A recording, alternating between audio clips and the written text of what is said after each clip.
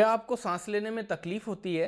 किसी भी आप एलर्जन के संपर्क में आते हैं तो आपकी सांस फूलने लग जाती है, बार बार खांसी चलती है, विशेष तौर पे वो रात में चलती है और खांसी के दौरान सीटी जैसी आवाज़ आती है।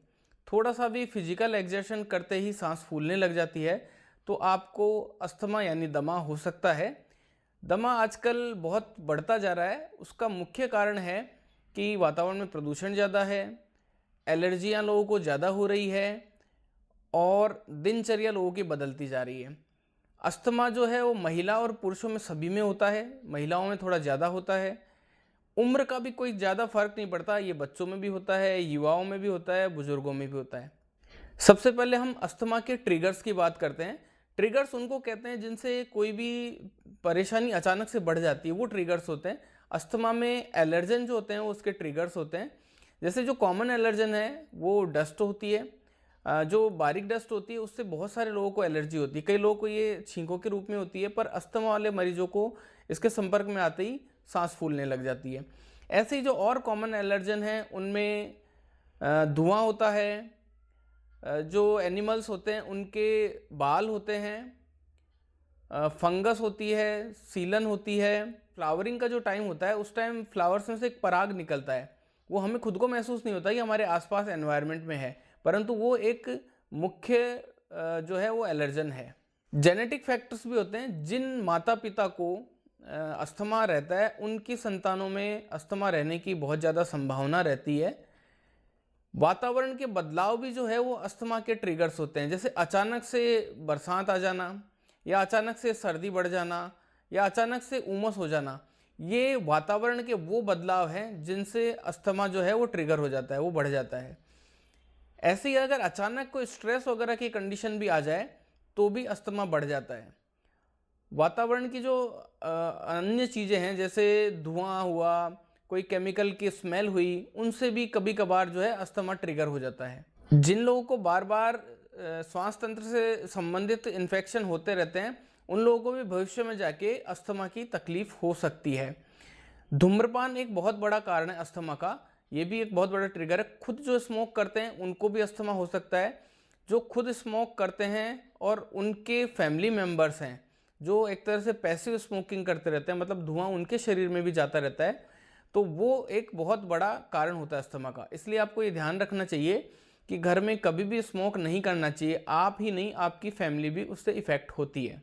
ये जो ट्रिगर्स होते हैं ये जो है हमारे शरीर में क्या ऐसा बदलाव करते हैं जिससे सांस में तकलीफ होने लग जाती है, ये समझने के लिए हमें सबसे पहले सांस का नॉर्मल प्रोसेस समझना पड़ेगा। हमारे नाक से हमारे फेफड़ों में सांस जाती है और फेफड़ों से वापस जब हम बाहर सांस छोड़ते हैं तो ये एक नॉर्मल प्रोसीजर होता है।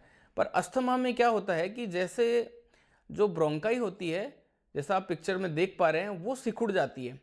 ब्रोंकाई के सिकुड़ने से जो श्वास जितना जाना चाहिए फेफड़ों में, उतनी हवा जो है फेफड़ों तक पहुंच नहीं पाती।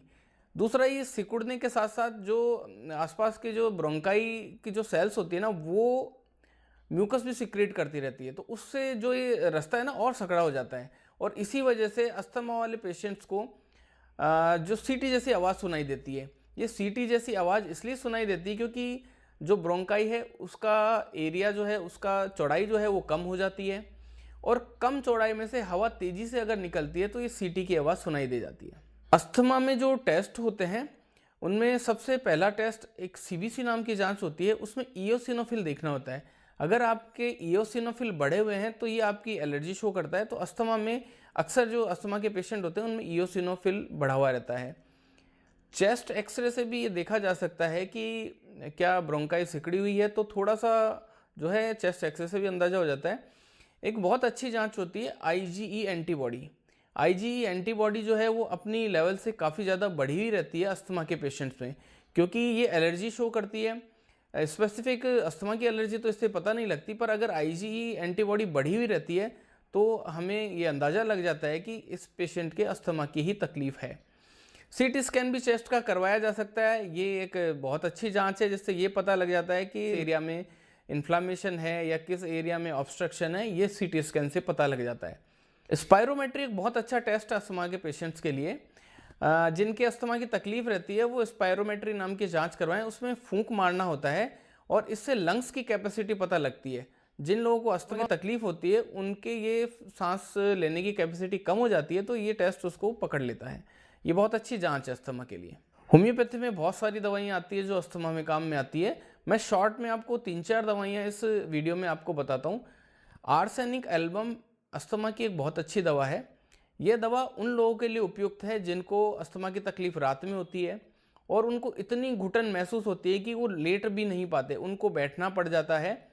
रात को 12 से 2 बजे के बीच सबसे ज़्यादा तकलीफ होती है और पानी की प्यास बार बार लगती है, तो आर्सेनिक एल्बम बहुत ही अच्छा काम करती है। स्पोंजिया टोस्टा नाम से भी होम्योपैथी में एक दवा आती है।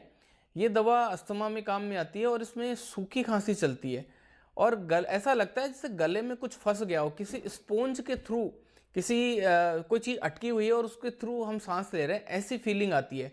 तो उन पेशेंट्स में जो है स्पोंजिया बहुत ही अच्छा काम करती है। नेट्रम सल्फ नाम की एक होम्योपैथी की दवा आती है। ये नेट्रम सल्फ नाम की दवा उन लोगों का अच्छा काम करती है जिनके अस्थमा बारिश के दिनों में बहुत ज़्यादा वर्स हो जाता है, बहुत ज़्यादा बढ़ जाता है, और उन लोगों के लिए बहुत यूज़फुल है जो ऐसी जगह पर रहते हैं जहाँ नमी बहुत ज़्यादा होती है, जैसे जो बेसमेंट्स में रहते हैं, नीचे की मंजिलों में जो लोग रहते हैं जहाँ नमी बहुत ज़्यादा होती है, उन लोगों के अस्थमा के लिए नेट्रम सल्फ बहुत ही एक अच्छी दवा है। होम्योपैथी में ब्लाटा ओरिएंटलिस नाम से भी एक दवा आती है अस्थमा की।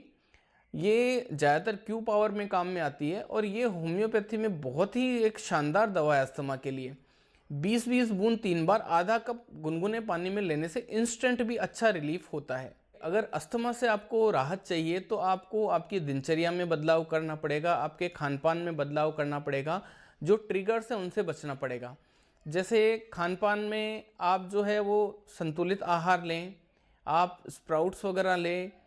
परहेज जिन चीज़ों का करना है उनका हमेशा ध्यान रखें। जैसे अगर किसी चीज़ से एलर्जी है तो उसका ध्यान रखना बहुत ज़रूरी है। ठंडा लेने से बिल्कुल बचना चाहिए। जैसे छाछ वगैरह है, जूसेस है, कोल्ड ड्रिंक्स वगैरह है, ये अवॉइड करनी चाहिए। अगर आप बाहर जाते हैं और डस्ट का एनवायरनमेंट है आपके आसपास तो आपको मास्क ज़रूर यूज करना चाहिए। इससे हम काफ़ी हद तक अस्थमा को कंट्रोल कर सकते हैं। कुछ योगा प्राणायाम वगैरह जैसे अनुलोम विलोम ये बहुत ही यूज़फुल है अस्थमा के लिए।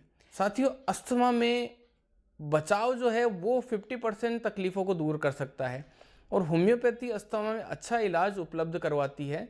होम्योपैथी से अस्थमा को कंट्रोल भी किया जा सकता है और जड़ से भी ठीक किया जा सकता है।